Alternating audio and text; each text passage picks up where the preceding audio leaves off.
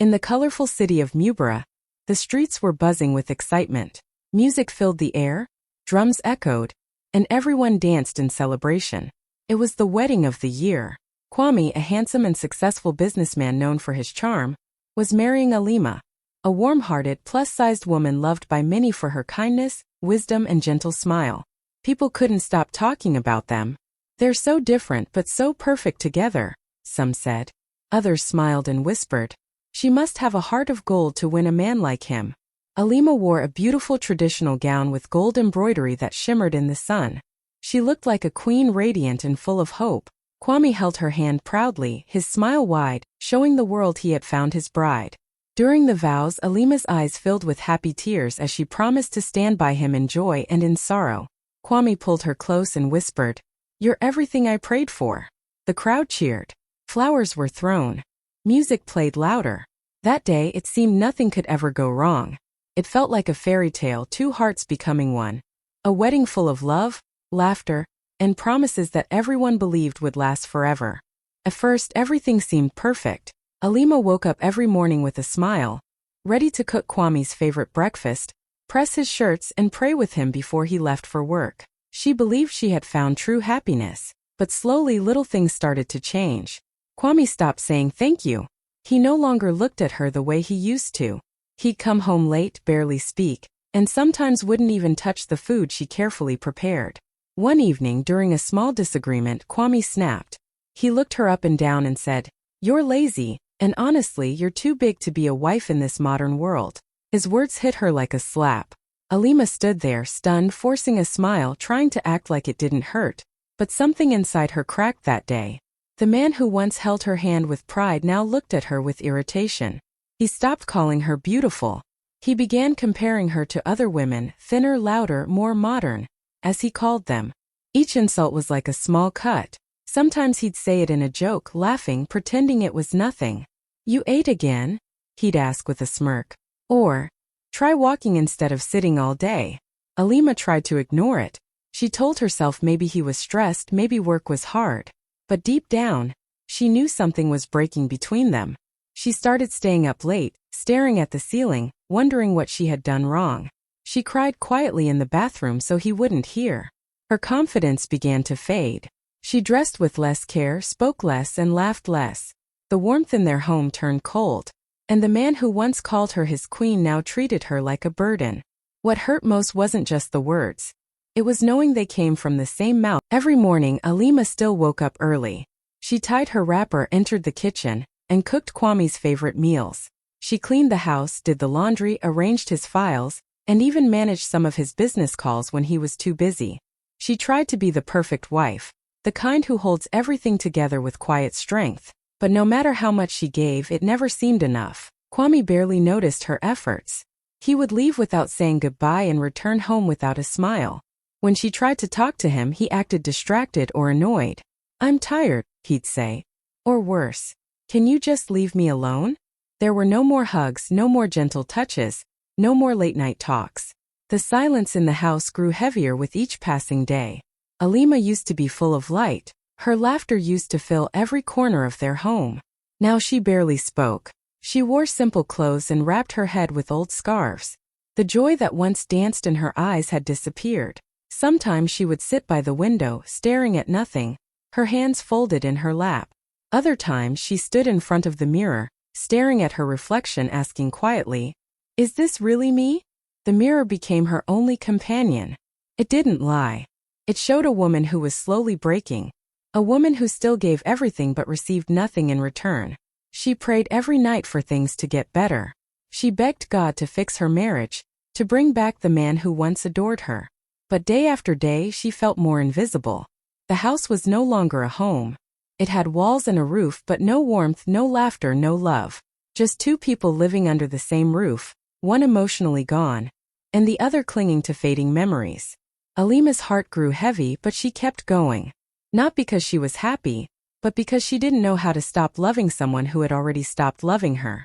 It was a bright Saturday afternoon, and Alima had spent hours getting ready for Kwame's family gathering. She wore a beautiful blue dress with golden patterns, wrapped her hair neatly, and even added a little lip color, just like Kwame used to like. She hoped maybe today he'd notice her again, maybe smile the way he used to. She wanted to feel seen even just for a moment. At the party, the house was full laughter, music, and the smell of roasted meat filled the air. Kwame stood with a group of his cousins talking loudly, cracking jokes. Alima walked over to greet them, her face glowing with kindness. But then it happened. Kwame looked at her, chuckled, and said, "Careful everyone, make space. My wife might eat all the food before we get to it." The group burst into laughter. Alima froze. For a second her heart stopped. She smiled weakly, forcing a laugh, pretending it didn't hurt. But inside she was crushed. She walked away slowly, holding her plate tighter, her eyes blinking away the tears.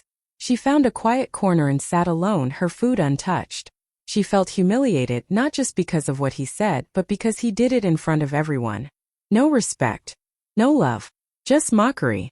Later, as the sun began to set, an older aunt gently sat beside her.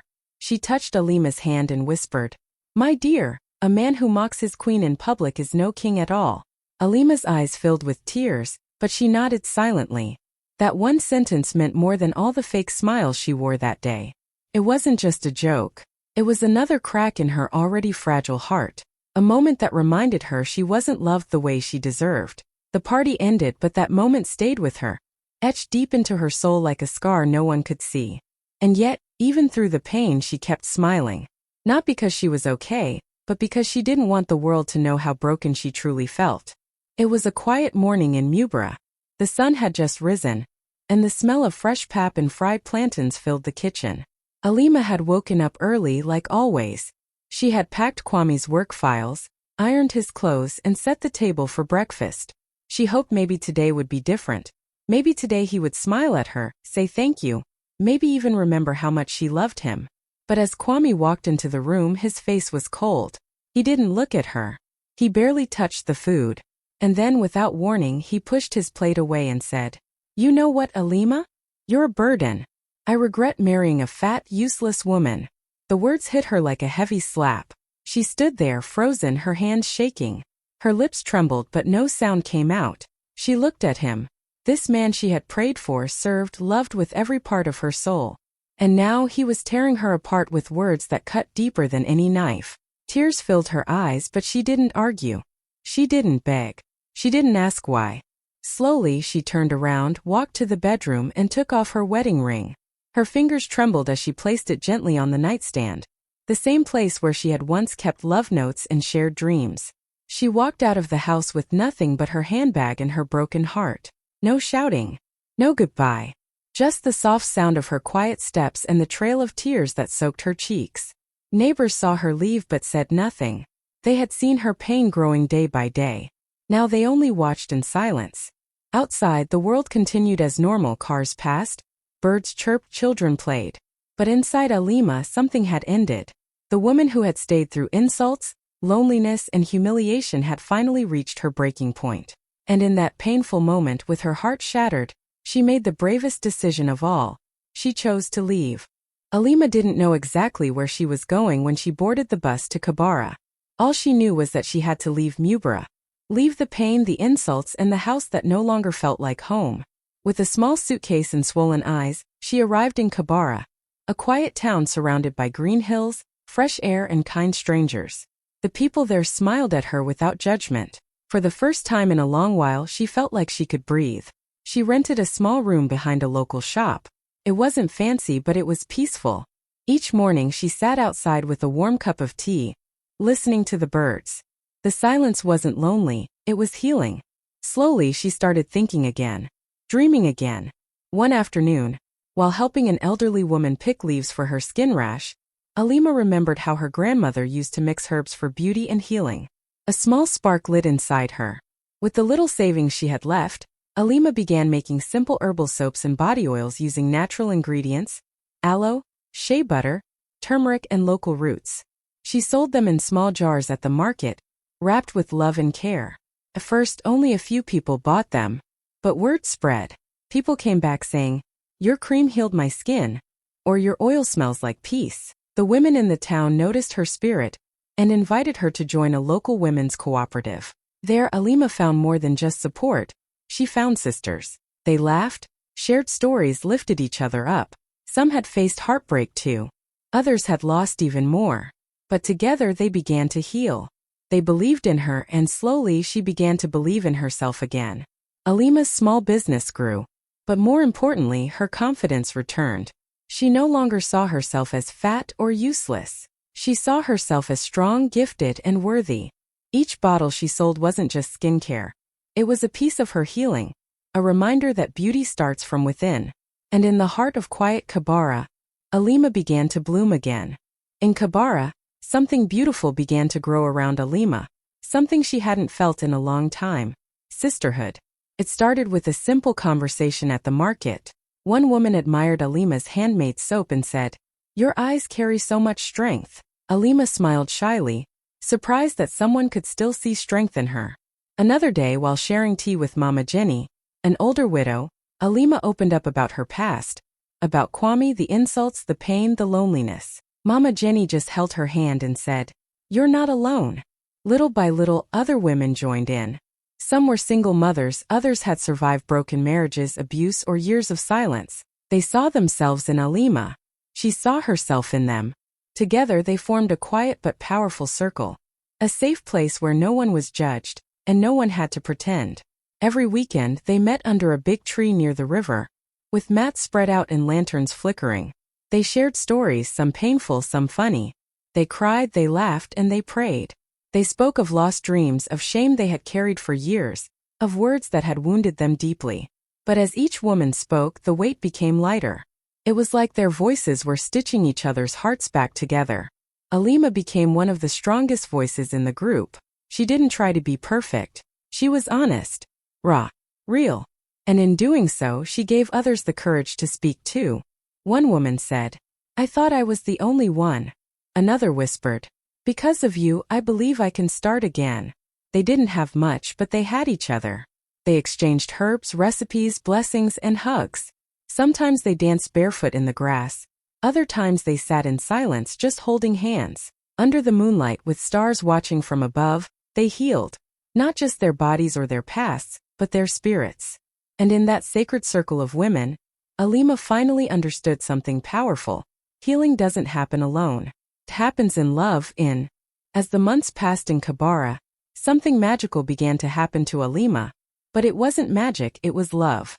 Not the love from a man or from others, but the kind that comes from deep within. Every day she woke up, she chose herself. She looked in the mirror not to find flaws but to speak kindly. "You are enough. You are beautiful. You are still standing." Her skin, once tired and dull from stress, now glowed like morning sunshine. Her cheeks became round with peace, not sadness. Her eyes, once full of tears, now sparkled with purpose. She began to take walks through the green hills of Kibara, not to impress anyone or chase weight loss, but to breathe, to feel alive.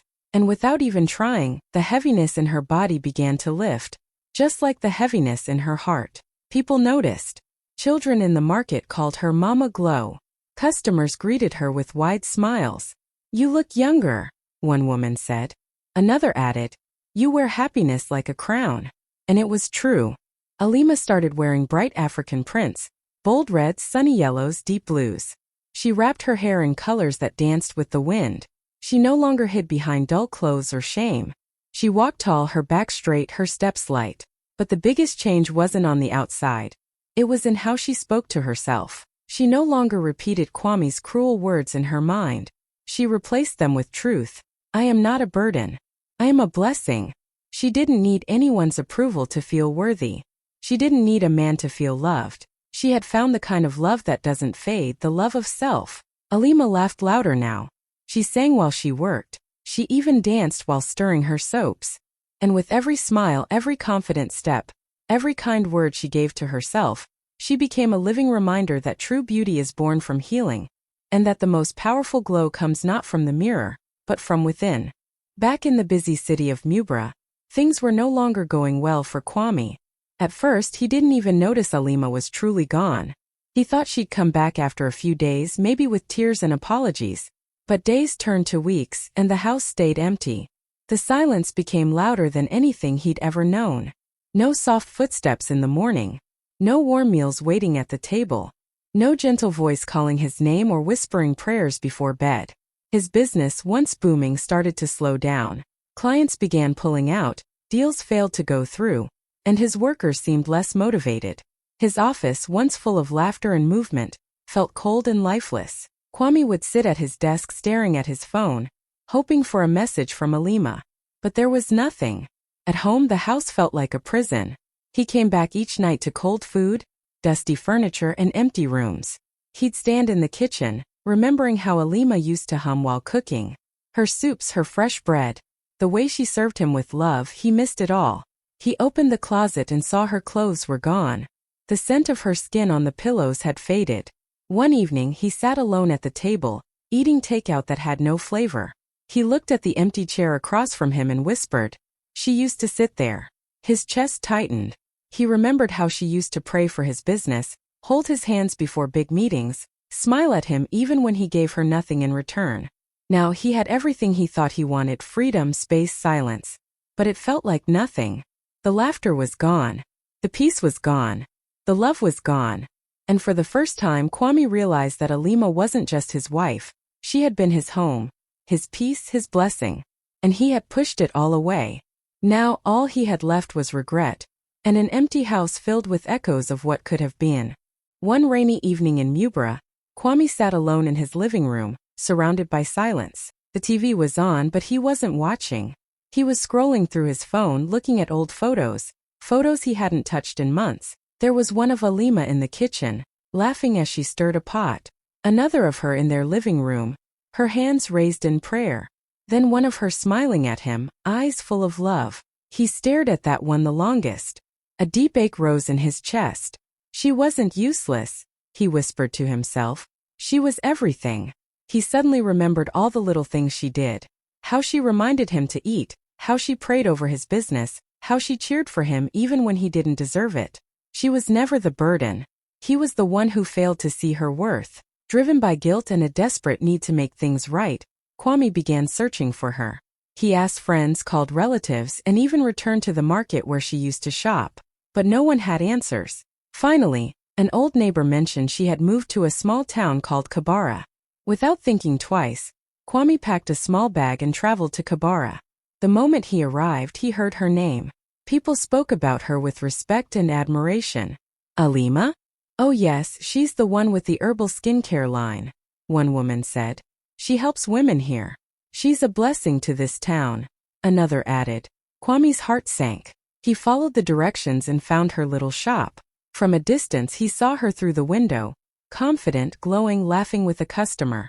She looked so alive, so free, so different. She wasn't the woman he left behind. She was stronger, happier, reborn. He stood there quietly, unsure if he had the right to walk in. Regret flooded every part of him.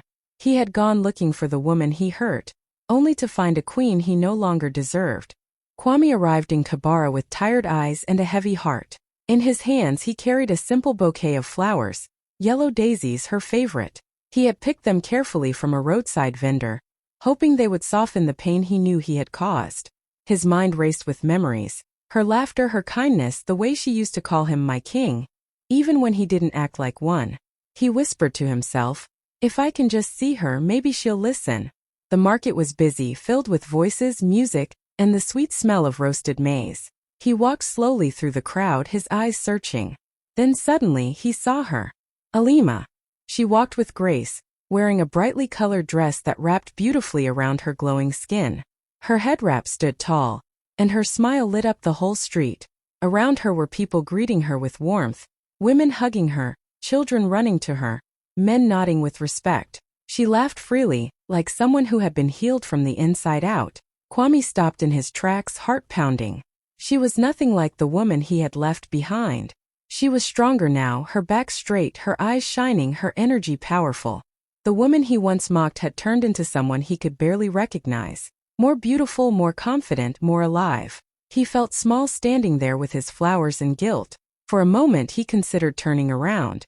But something in him told him he had to try, even if it was too late. When she finally saw him, her smile faded. Not in anger, but in calm awareness. Their eyes met and time stood still. He stepped forward slowly, heart pounding, flowers trembling in his hands. He didn't see a broken wife anymore. He saw a woman who had rebuilt herself from the ground up. And in that moment, Kwame realized something that crushed him even more than guilt. The Alima standing before him didn't need him anymore. She had found peace. And he was only a shadow from a life she had outgrown. Kwame stood a few steps away, unsure if he should move closer. But Alima didn't turn away. She simply looked at him, calm and quiet, as if waiting to hear what he had come to say. He took a deep breath, walked up slowly and held out the flowers.